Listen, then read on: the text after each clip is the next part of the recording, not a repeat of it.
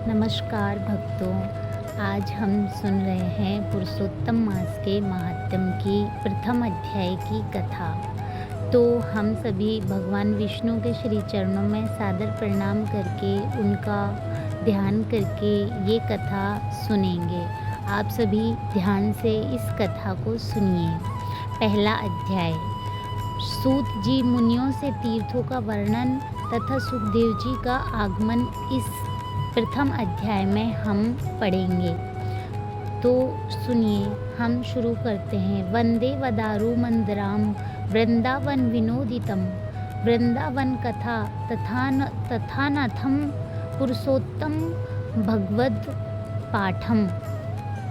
भक्तों को कल्प वृक्ष वृंदावन में लीला विनोद करने वाले वृंदावन विहारी भगवान अद्भुत पुरुषोत्तम भगवान को मैं नमस्कार करता हूँ।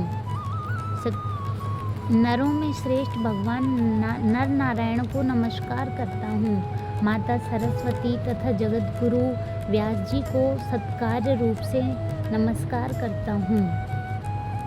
नेमि शरणाय क्षेत्र में यज्ञ करने की इच्छा से बहुत मुनि आए, जिनके नाम ये हैं। पहला असित, देबल, पैल, सुमंत, पिपलायन, सुमति, काश्यप, जावाली, भृगु, अंगीरा, वामदेव, सुतीक्षण, सरभंग, पर्वत, आपस्तंभ, मांडव्य, अगस्त, कात्यायन, रथितर, ऋभु, कपिल, रैभ्य, गौतम, मुदल, कौशिक, गालव, कृत, अत्रि, बभ्रू, त्रित, शक्ति, बुद्ध, बौधायन, वसु, कौंडिन्य, पृथु, हारित, धूम, शंकु, संस्कृति, शनि, विभांडक, पंक, गर्ग, काणाद, जमदग्नि, भरद्वाज, धूमय, मौन, भार्गव, कर्कश, शौनक, सतानंद, महातप, विशालाक्ष, विष्णुवृद्ध, जर्जर, जय, जंगम, पार, पाशधर, पूर, महाकाय, जैमिनी, महाग्रीव, महाभाऊ, महोदर, महाबल, उद्दालक, महासेन, आत्र, आमलक प्रिय, ऊर्ध्वबाहु, ऊर्ध्वपाद, एकपाद, दुर्धर, उग्रशील, जलाशी, पिंगल, अत्रि, ऋभु, सांडीर, करुण, काल, कैबल्य, कलाधर, श्वेतबाहु, रोमपद, कद्रु, कालाग्नि, रुद्रग, श्वेता, सत्वर, आघ्य, सरभंग, पृथुश्रवा आदि ब्रह्मष्ट और वेद पाठी ऋषिगण अपने शिष्यों सहित लोक कल्याण करने के विचार से सभी नेमिशरण में एकत्रित हुए।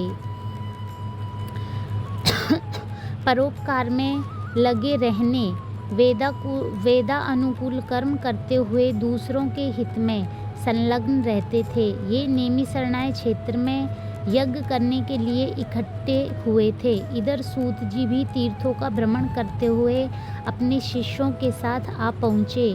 वहाँ सूत जी ने सागर से पार उतारने वाले समस्त ऋषिगणों का दर्शन किया और शिष्यों सहित सबको नमस्कार करते हुए श्री सूत जी भगवान आनंद मग्न हो गए।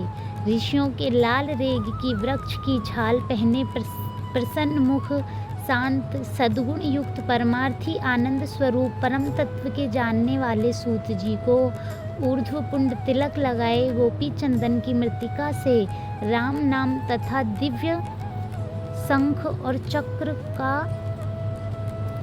छापा लगाए, तुलसी की माला तथा जटाओं के मुकुट में शोभित महा अद्भुत मंत्र का जाप करते हुए सब शास्त्रों के सार तत्व के ज्ञाता, सब जीवों का हित करने वाले, इंद्रियों और क्रोध को जीतने वाले, जीव मुक्त जगत के गुरु वेद व्यास के कृपा पात्र को व्यास जी के समान ही इच्छा रहित तथा विविध गुण संपन्न देखकर समस्त मुनिजन सहसा एक साथ उठकर खड़े हो गए।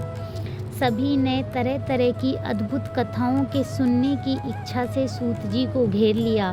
तब श्री सूत जी ने हाथ जोड़कर विनम्र हो ऋषियों को प्रणाम किया तब ऋषि बोले, परम भागवत सूत जी, आप चिरंजीवी हो।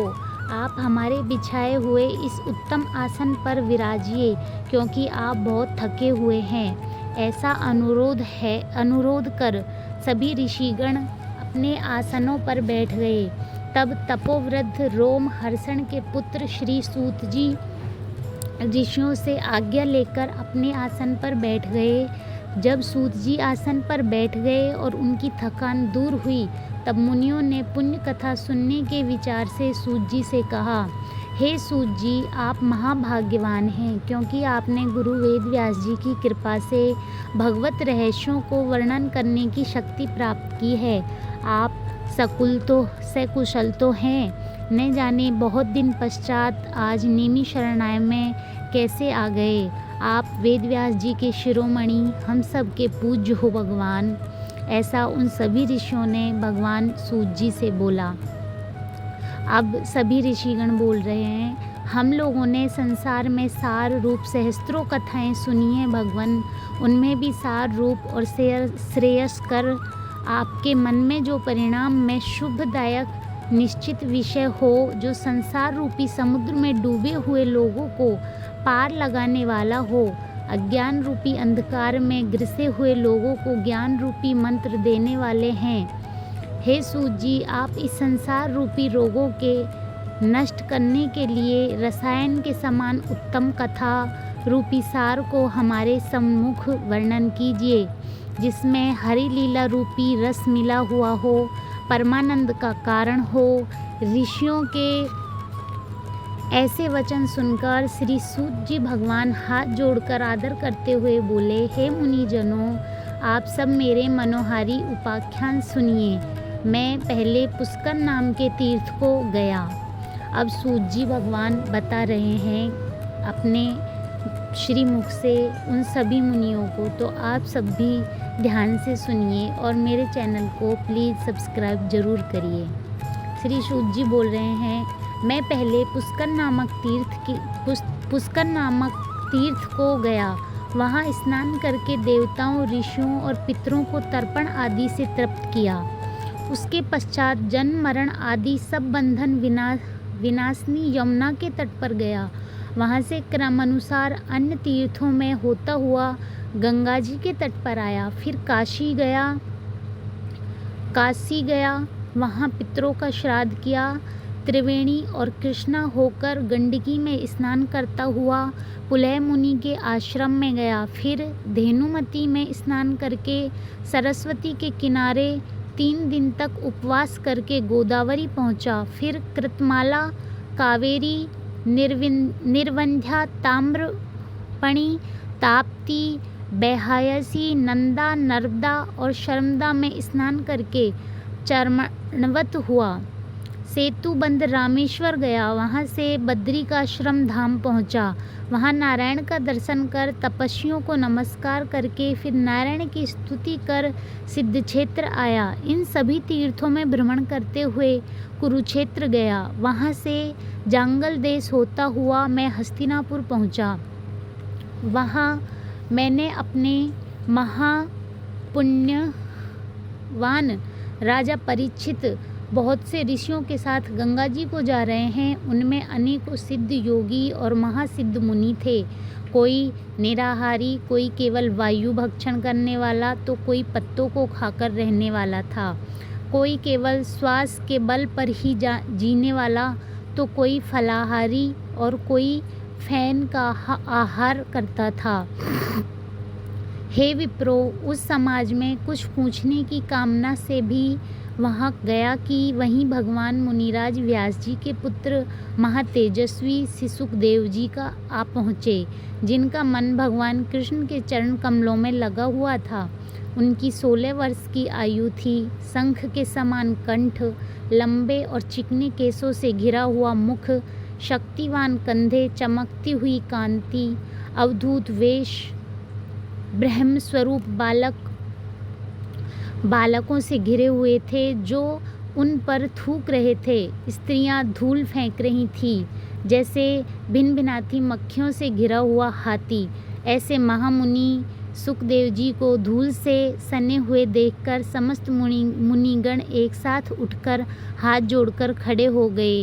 इस प्रकार बड़े बड़े महर्षियों द्वारा उन्हें पूजित देखकर परेशान करने वाले स्त्री और बालक दूर से ही पश्चाताप करते हुए उनको प्रणाम कर क्षमा याचना करते हुए तथा पछताते हुए अपने अपने घर चले गए। तब मुनियों द्वारा बिछाए गए कमल चक्र जैसे ऊंचे श्रेष्ठ आसन पर सुखदेव जी विराजे हैं। वहाँ व्यास पुत्र ज्ञान रूपी महासागर सुखदेव जी ऋषियों द्वारा पूजे गए ऐसे शोभा पाने लगे जैसे तारागणों के मध्य चंद्रमा। श्री वृद्ध नारदीय पुरुषोत्तम मास महात्म्यम पहला अध्याय समाप्त। इस प्रकार भक्तों हमारा पहला अध्याय समाप्त होता है। आप भगवान के श्री चरणों में प्रणाम करिए और अगले दिन इसका दूसरा अध्याय सुनिए। प्लीज़ मेरे चैनल को लाइक शेयर और सब्सक्राइब ज़रूर करिए। धन्यवाद।